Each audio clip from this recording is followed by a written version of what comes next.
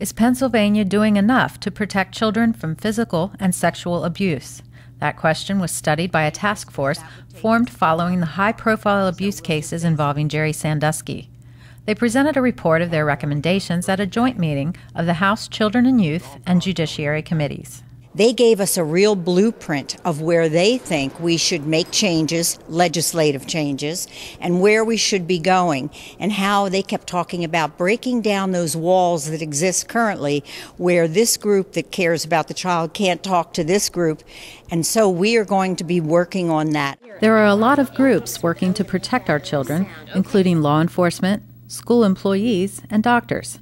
Unfortunately, they haven't always effectively worked together. We do need that coordination, and some of the laws that we were looking at today are going to make it so that physicians can speak with the Department of Public Welfare, speak with children and youth, and that they can trade information back and forth, because these abused children are coming to the doctors and even the school system. We have no coordination between all of those resources. So we're going to try to meld the law in a way that's going to allow a lot of integration with those resources. The task force reported that the legal definition of child abuse in Pennsylvania is very narrow and also differs between criminal and civil law.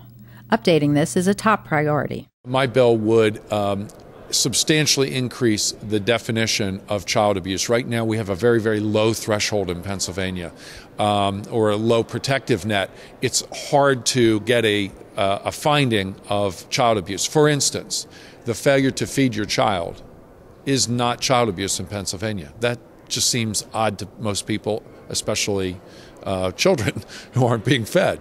To be locked in a room for no reason doesn't constitute child abuse in Pennsylvania. These are the kinds of things we need to fix so that children are protected. Following the task force findings, a number of bills have been introduced that seek to better protect our children. We have a bunch of bills pending right now that deal with the protection of children from abuse, and also to enhance the child support procedure.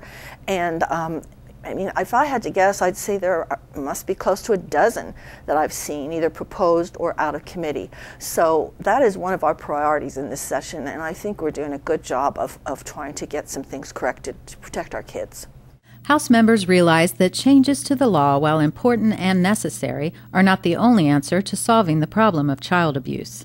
Child protection is really the business of every adult citizen in Pennsylvania, and we need to learn more about it and how we can be protectors of our children too, and be involved and see to it that if someone is abusing a child or neglecting a child terribly, that that's reported. If you have concerns that a child is being victimized, you can report it by calling the Childline hotline at 1-800-932-0313.